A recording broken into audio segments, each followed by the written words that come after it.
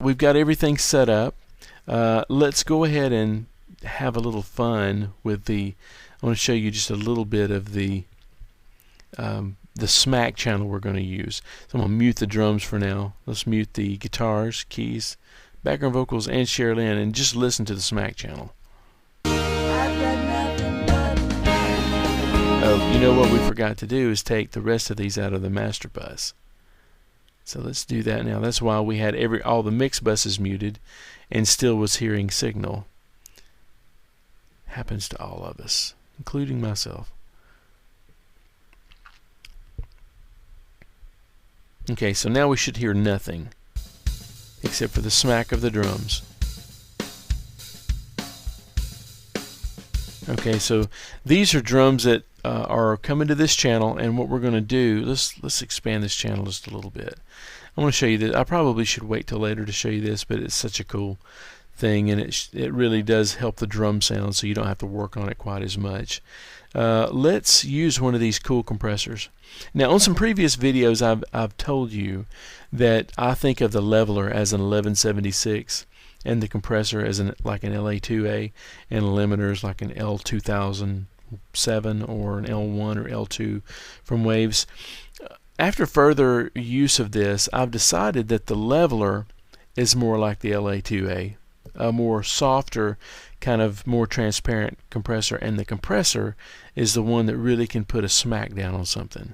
So I want to use the compressor on this, and let's listen to these drums. I'm going to pull the volume back up on the master bus so that we can, on any of these channels, you can double click and it goes to 0. So, and we're starting to see that little red light come on now, which is good. I want to, the whole thing about parallel compression is to barely compress one signal chain and over compress the next one and then add them together. So the smack, we're going to smack it really hard. So one of the things that we can do is a new feature they have is this is the output. This is makeup gain of the compressor. So as you can tell, we're easily nailing, what is that, 10, 15 dB? That's 12 dB there. So let's go ahead and make up so we can actually hear it breathing a little bit.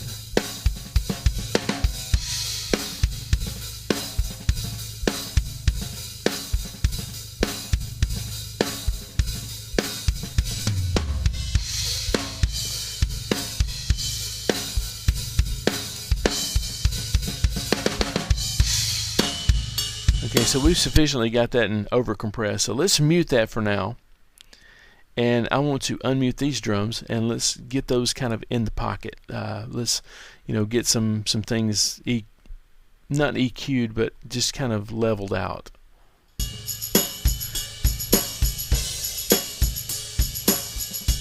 First thing I want to do is take that tambourine down a little bit. I may even mute it for now. Pan these toms.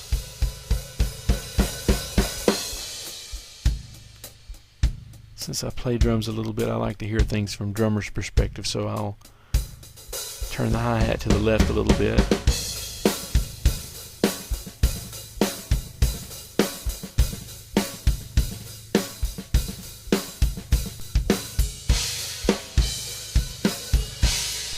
Okay, we've got pretty much everything in the pocket. I want to listen to the kick drums real quick.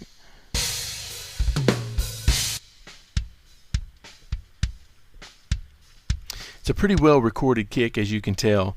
I want to, I'm going to put these compressors through their paces today. I want to show you just how good these things sound.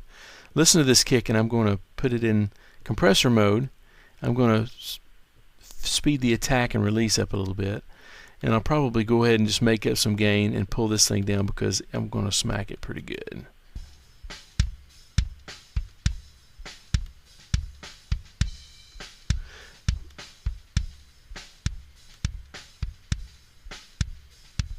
Yeah, that may be a bit much.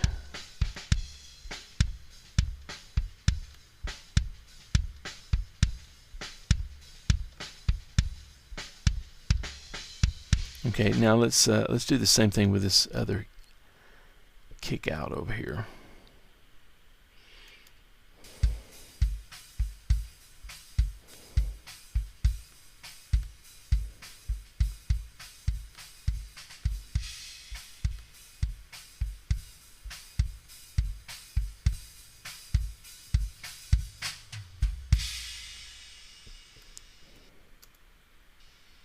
Let's go back to the top of the song.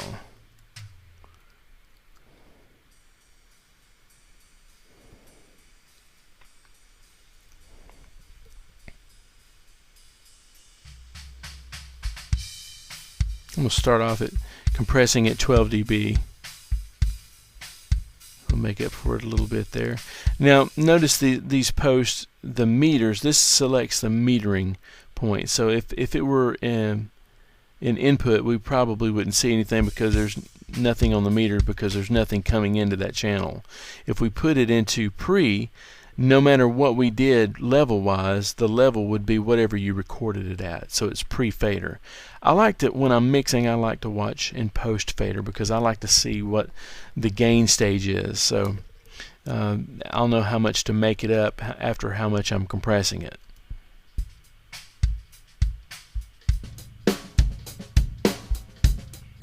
For now, do you hear how the toms are ringing? I'm going to mute the toms for now.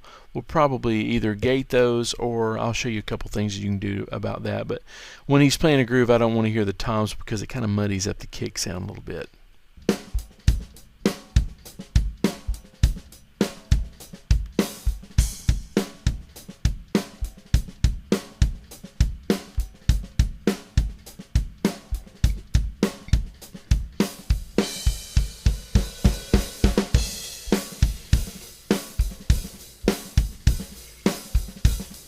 Okay, I think the kicks are sounding good even with no EQ.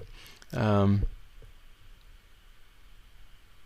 think I'll leave it like that. I think it sounds pretty good. I want to take a look at the snare now, and let's do the same thing with the snare. I really want to smack the snare pretty good too. I'm going to solo it for...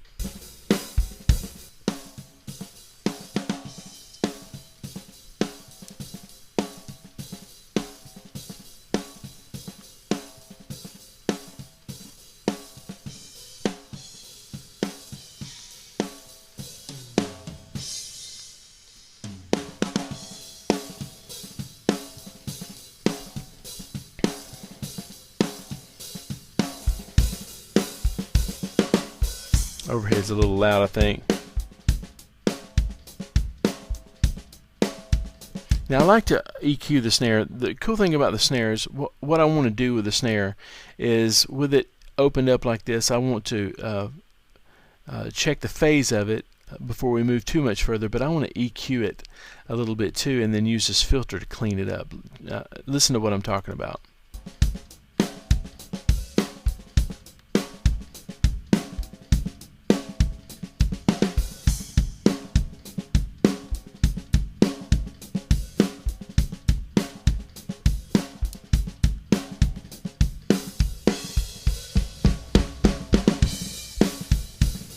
Now that I've got kind of the little sweet spot of the lows in there, this is almost shelving. The band is so wide on it, it's almost shelving, so I'm going to clean it up a little bit with a high pass filter.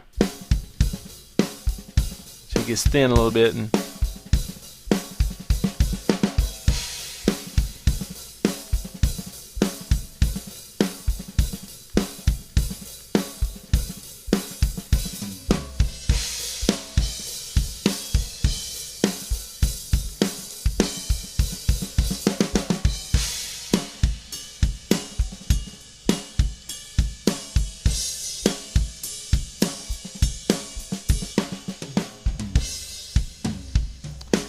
So a pretty good little difference there.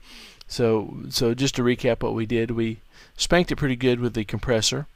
We found the sweet low spot of the tone of the snare with this EQ here, and then we filtered out everything below that so that we could kind of clean it up again. And then we've got this going to the smack that we got this going to the parallel compressor that we're not even listening to yet. So okay, what I want to do right now is I want to instantiate a plugin that's called It's called Stereo Tool. It's a free plugin from Flux, and the reason I want to use this is simply so that we can mono this. So I'm going to double click this, and I want to pull this all the way to the narrow width so you can hear it went in mono. I always like to listen in mono, and we'll probably leave this in mono for a lot of the mix, because if it's not blended well in mono, it's not going to be blended well in stereo. And just to tell you a quick story, I was coming back from California the other day, and it was a long flight, and I plugged in my headphones and listened to some of the music that was playing in the plane. Every station that I listened to, whether it be classical, jazz, pop, country, rock, every station I heard was in mono.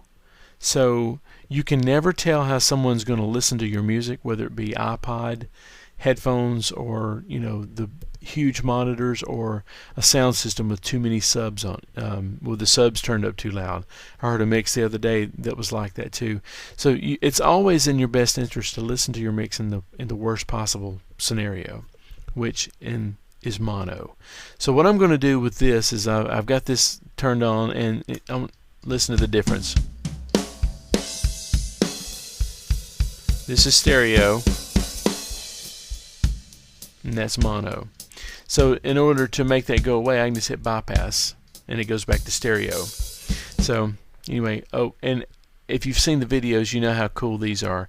These are actually parameters that you can actually adjust on the fly without ever opening the plugin to take a look at it.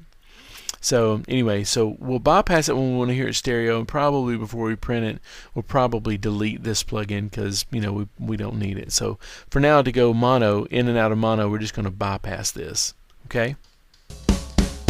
So let's listen in mono, and I want to listen to the kick drums one at a time and make sure that there's no discrepancy of phase. You can do it by looking, but I find that it's better just to listen. So let's mute the snare and listen to the kick and the overheads. Okay? And we'll flip the phase on here. Now in Pro Tools, or any other DAW that I work with, you have to actually instantiate a plugin just to flip the phase on it, which until Harrison came out with this on the channel strip, I never realized how much time I was wasting, and sometimes that I would look over this just because it was not one click of a mouse away. You had to, it was several clicks of a mouse away to check the phase, and then if the phase is not right, then you have to either take off that plug-in, or you use a little DSP to have it there because you've forgotten to left the plug-in there. I love this. So we're going to check the phase real quick.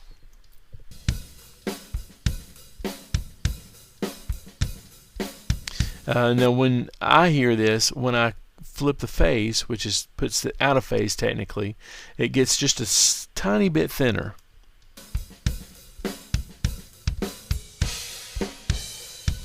So I know that the phase is good there, so let's mute that and let's listen to the kick out.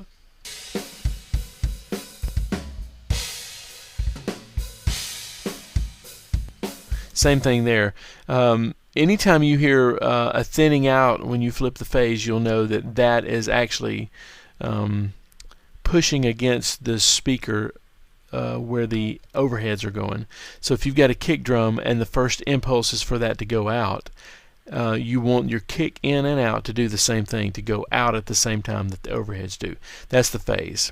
So I know if you want any more explanation on there, there's plenty of videos that I've got that explain that in a little bit more detail.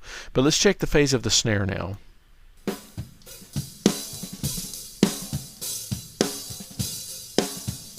Same thing happened there. When I flipped the phase, you notice it got just a little thinner. We will try to remember to check the phase of the toms a little later. It's a good practice to go ahead and do that. You know what, let's just do that. I'm trying to be a good example and show you the perfect way to mix a record, so let's check the phase of the snare.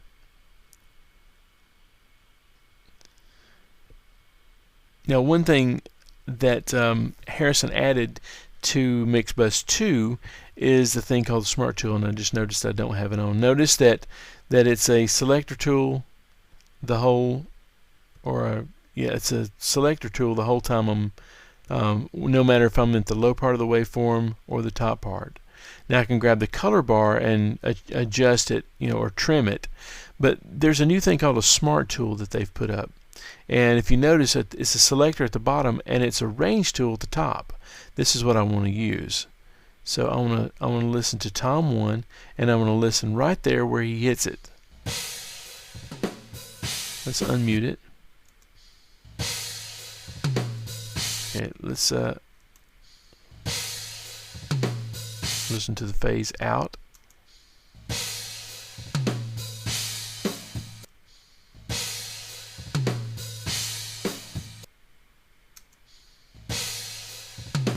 It's hard to tell, so let's put this in a loop and listen to it over and over again. Let's see, let's zoom in a little bit, and let's pick one where he's not only hitting once. If we can find one that looks like a good one there. So let's do a thing called tab, and we can tab over and just select that. Hold shift and over to the next.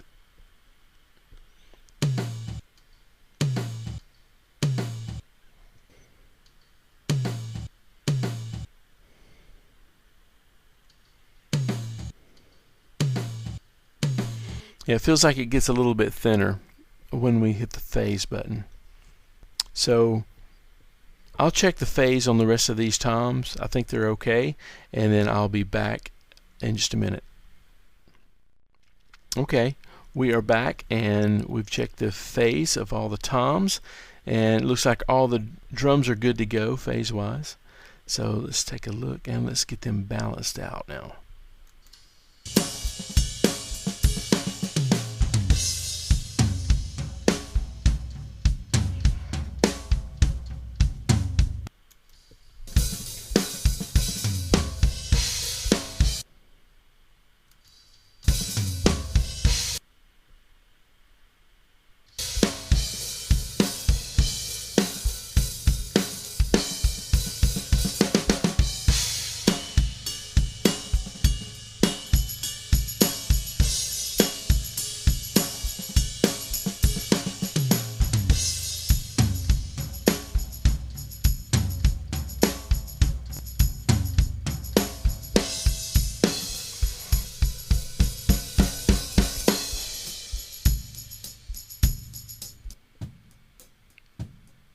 Let's clean up the overhead just a little bit by taking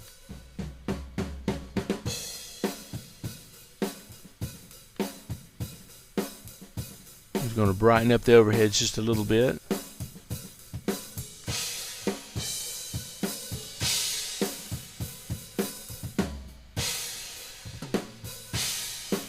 Let's put a little compressor on that too.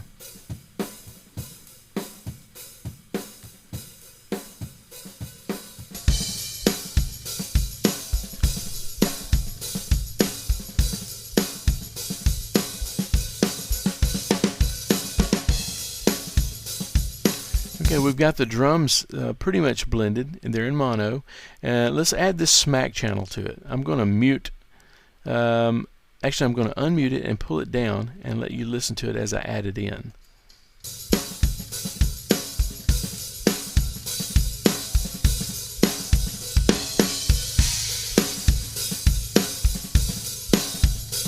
You can see it added a little bit more sustain to the drums. I'm going to go about this a slightly different way. I'm going to go ahead and pull the makeup gain back down to 0.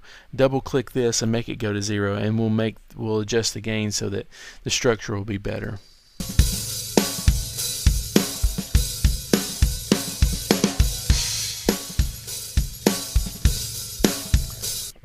That feels about right to me. You want to miss it when it's gone, but you don't want it to be or at least on this song, I don't want it to be the main sound. I want it to accent the drum sounds here. So when we notice it when it's gone, that's about right when it's right for me.